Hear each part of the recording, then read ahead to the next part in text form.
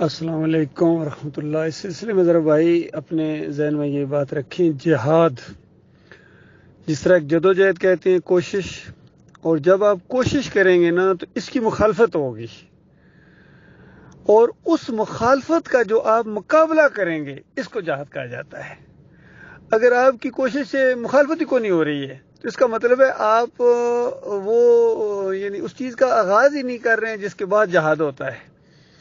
تو جو بھی آپ توحید کی دعوت جب دیں گے اس کے مخالف ایک رد عمل آئے گا، یعنی شیطان بھی ایکٹیو ہے نا، وہ بھی اپنا چیلوں کو ورگلائے گا، الزامات لگائے گا، آوازیں کسے گا، اور پھر اس کو ہر طریقہ اختیار کرے گا، لالچیں دے گا، خوشامد کرے گا، اور پھر دھونس بھی ڈالے گا، پھر دھمکیاں دے گا، پھر یہ معاملہ بہت آگے بھی جا سکتا ہے۔ اس کی ساری مثالیں صحابہ کرام کے دور کی موجود ہیں۔ تو جو مخالفت ہوگی نا، اس مخالفت کا جو آپ مقابلہ کریں گے اللہ کے بھروسے کے اوپر، اس کو جہاد کہتے ہیں۔ اس کا ابتدائی مرحلہ دعوت ہوتا ہے اور آخری مرحلہ قتال ہوتا ہے۔ اس کے درمیان میں بھی مرحلے ہیں، ہر مرحلے کے اوپر آپ کو آزمایا جائے گا۔ دعوتی دور کی آزمائشیں مختلف قسم کی ہوتی ہیں، پھر اس کے بعد ہجرت کرنا پڑتی ہے، یہ بھی اسی کا ایک حصہ ہے۔ جب آپ ہجرت کر رہے ہیں، حالانکہ بظاہر تو آپ نکالے جا رہے ہیں، اپنے علاقے سے نکل رہے ہیں، اپنے گھروں سے نکالے جا رہے ہیں، پریشانیاں ہیں، قید و بند میں ڈالے جا رہے ہیں، تو اس کا آپ جو صبر کے ساتھ، خندہ پیشانی کے ساتھ اس کا مقابلہ کریں گے، پوری پلاننگ کے ساتھ، اجتماعیت کے ساتھ، یہ جہاد ہے۔ اور پھر اس کے بعد آپ نہ لڑائی لڑنے جائیں، وہ مارنے آئیں گے، آپ دعوت تو دیں۔ یہ سارے نمونے موجود ہیں۔ دیکھیے مشرکین مکہ مارنے آئے تھے مدینے میں، نبی علیہ السلام اور صحابہ کرام نہیں مکے میں پہلی دفعہ گئے تھے، پہلے وہ مارنے آئے تھے، دوسری دفعہ پھر آئے، پھر تیسری مرتبہ آئے، اس انداز سے آ رہے ہیں حق کو دبانے کے لیے، ختم کرنے کے لیے۔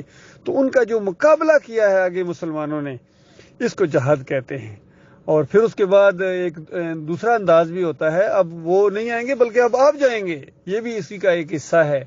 انسانیت کو انسانوں کی غلامی سے نکالنے کے لیے پھر آپ جو بھی کوشش کریں گے، جتنے آپ آگے بڑھتے چلے جائیں گے، جس طرح ذوالقرنین علیہ السلام کا ہے وہ واقعہ آتا، کبھی مشرق کی طرف جا رہے ہیں، کبھی مغرب کی طرف جا رہے ہیں، کبھی وہ سامنے کی طرف جا رہے ہیں، تو یہ ہوتا ہے جہاد۔ اسی انداز سے سلمان علیہ السلام کا واقعہ آتا ہے کہ جب حدود آگے بتاتا ہے کہ آپ اتنے بڑے بادشاہ ہیں، لیکن یہ اگلی جو حکومت ہے وہاں تو سورج کی بندگی ہو رہی ہے، اور ان کو اتنا بھی ہوش نہیں ہے، خالق کو چھوڑ کر یعنی سورج کی سجدہ کر رہے ہیں، اور ایک عورت کو انہوں نے اپنا لیڈر بنا لیا ہے۔ یہ دو باتیں الگ اندازہ لگائے میرے بھائیوں، کتنی اور چیزیں سودت نے دیکھی ہوں گی اڑتے ہوئے، کتنی چیزیں دیکھی، لیکن کسی چیز نے اس کو حیران نہیں کیا سوائے ان دو باتوں کے کہ اس انسانوں کو کیا ہو گیا ہوئے، اللہ کو چھوڑ کر سورج کو سجدے کر رہے ہیں۔ اور دوسری بات یہ ہے کہ عورت کو حکمران بنا لیا انہوں نے، اتنی بھی ان کو سمجھ نہیں ہے۔ تو اس طرح شرم دلائی اللہ تعالیٰ نے انسانوں کو کہ تم سے تو حدود زیادہ وہ توحیدی ہے۔ اور پھر اسی طرح وہ چیونٹی نے کہا، چیونٹیوں بہنوں اور بھائیوں، یعنی اندر اپنے بلوں میں گھس جاؤ، سلمان علیہ السلام لشکر لے کے آ رہے ہیں۔ تو لشکر جو لے کے آ رہے تھے تو کیا سمجھتے ہیں، وہ کوئی ختم شریف کھانے جا رہے تھے؟ وہ توحید کی دعوت دینے اور اللہ کے راستے میں جہاد کے لیے فوجیں نکلی ہوئی تھیں۔ تو اس وقت اس نے یہ اپنے عقیدے کا اظہار کیا کہ وہ تمہیں پاؤں سے مسل دیں گے، ان کو پتہ بھی کوئی نہیں چلے گا، عالم الغیب کوئی نہیں ہے، نہ وہ مومن عالم الغیب ہیں، نہ سلمان علیہ السلام عالم الغیب ہیں۔ تو لیکن معجزے کے طور پر اللہ تعالیٰ نے وہ آواز چیونٹی کی سلمان علیہ السلام کو سنوا دی۔ تو پھر انہوں نے اس طرح شکر گزاری کے طور پر اللہ کے سامنے جھکیں گے، میرے مالک مجھے قابو میں رکھنا، کہ کتنا آپ نے میرے اوپر انعام کیا اور کتنا آپ نے مجھے عزت دی ہوئی ہے اس انداز سے۔ تو یہ جہاد ہے میرے پیارے بھائیوں، کہ جو آپ توحید کی دعوت دیں گے اس کے رد عمل میں جو آپ کی مخالفت ہوگی، چاہے وہ اپنے گھر سے ہو اس کا مقابلہ آپ نے کرنا ہے، آپ کے محلے سے ہو اس کا مقابلہ آپ نے کرنا ہے، آپ کے گاؤں سے ہو پورے اس کا مقابلہ آپ نے کرنا ہے، پھر علاقے کے گاؤں وہ سارے مل جائیں گے، جس طرح ہمارے خلاف یہ مل گئے تھے، ارد و گرد کے سارے گاؤں مل گئے تھے آپس میں، اور آگے معاملہ تھوڑا بڑھتا جا رہا تھا، بلکہ طاہر القادری نے تو یہاں تک کہہ دیا تھا کہ یہ سیشن تک آپ لڑو، جب ہائی کورٹ میں آئے گا تو اوپر لیول جب آئے گا تو پھر میں اپنے ہاتھ میں لے لوں گا۔ کس طرح منہ کی کھائی انہوں نے سب نے۔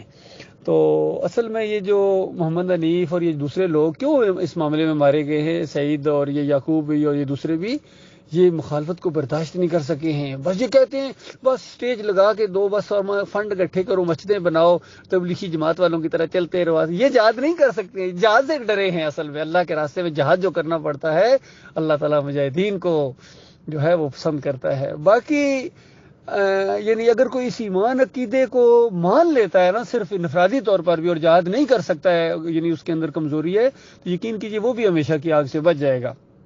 لیکن مسئلہ یہ ہے کہ جنت سے اوپر جنت کے 100 درجے ہیں، اور ہر درجے کے درمیان اتنا فاصلہ ہے جتنا زمین اور آسمان کا. ذرا غور کریں، جنت سے اوپر، حالانکہ جنت ہی کیا کم چیز ہے، جنت سے اوپر ایک یعنی درجہ ہے زمین اور آسمان جتنا، پھر اس کے بعد دوسرا درجہ، پھر تیسرا درجہ، پھر ان درجات کے درمیان بے شمار درجات ہیں، پھر چوتھا. غور کرتے جائیں.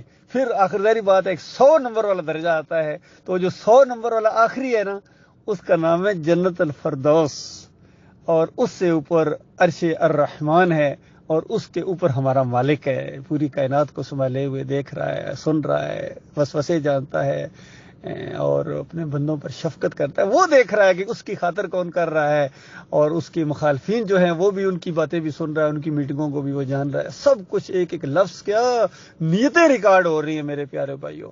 اللہ تعالیٰ غور و فکر کرنے اور ایمان خالص کے اوپر جہاد اور بہت بڑا جہاد کرنے کی توفیق عطا فرمائے. آخری درجے تک اگر کوئی چلا جائے تو اس کا تو کہنا ہی کیا. اور بخاری روایت لائے جو شروع میں تبلیغ کرتے ہوئے، حالانکہ جنگ نہیں ہے، تبلیغ کرنے کے لیے گئے ہیں، کوئی ہتھیار بھی لے کر نہیں گئے ہیں، تبلیغ کرنے کے لیے گئے ہیں، اور اس کے بعد اگر ان کو کوئی مار دیا جائے، کوئی مارے ان کو، تو امام بخاری روایت لائیں یہ اسی طرح کے شہید ہیں جن کے بارے میں اللہ تعالیٰ فرماتا ہے کہ جو اللہ کے راستے میں قتل ہو جائیں ان کو مردہ مت سمجھو، گمان بھی نہ کرو، وہ تو صحیح معنوں میں زندہ ہیں، جنتوں کے اندر جا رہے ہیں، جنت کی نہروں کے اوپر انہوں نے آنا جانا شروع کر دیا. عرش الرحمن کے نیچے ان کے محلات اندازہ لگائیے، اللہ کے عرش کے نیچے سونے کے محلات، جن کے اندر کتنے کتنے ان کے گھر ہیں، ان کے کمرے ہیں، آتے جاتے ہیں، خوشیاں ہی خوشیاں ہیں، خوبصورت جیون ساتھی ان کو مل گئے، خوبصورت قسم کے نوجوان لڑکے ان کو خدمت گزار کے طور پر مل گئے، ان کے نوکر سرونٹس وہ مل گئے ان کو، پھر دوستیاں ہیں، انبیاء سے ملاقاتیں ہیں، شہداء سے ملاقاتیں. یہ اللہ کے بندو کتنی بڑی شارٹ کٹ ہے جنت کو حاصل کرنے کے لیے. یہ اس اگر شوق کے ساتھ دل دھڑکیں اور جو اللہ کے راستے میں جو قتل ہونا، یعنی اللہ کے راستے میں، توحید کے راستے میں، ایمان کے راستے میں، تو یہ دنیا کی سب سے بڑی خواہش ہونی چاہیے اور دنیا کی سب سے بڑی دعا ہونی چاہیے اپنے مالک اور خالق سے. اور مالک خود دعاؤں کو قبول کرنے والا ہے. اللہ تعالیٰ یہ خواہش پوری کرے گا مومنوں کی انشاءاللہ. پھر ہمیشہ کے لیے خوشیاں عیش اللہ کے بندو ختم ہو جائیں گی یہ دنیا کی باتیں. نہ دعوتی کوئی دینا، نہ تبلیغ کرنا، نہ نماز، نہ روزے، نہ حج، نہ عمرہ، کچھ بھی نہیں ہے. یقین کیجیے کچھ بھی نہیں. اس کے بعد عیش ہے، نہ رکوع ہے، نہ سجدے ہیں، یہ بھی نہیں ہوگا، کچھ بھی نہیں ہوگا، سوائے عیش کے. اللہ تعالیٰ ایسے انجام سے جس کو ملا دے، بتائیے اس سے بڑی کیا کامیابی ہو سکتی ہے.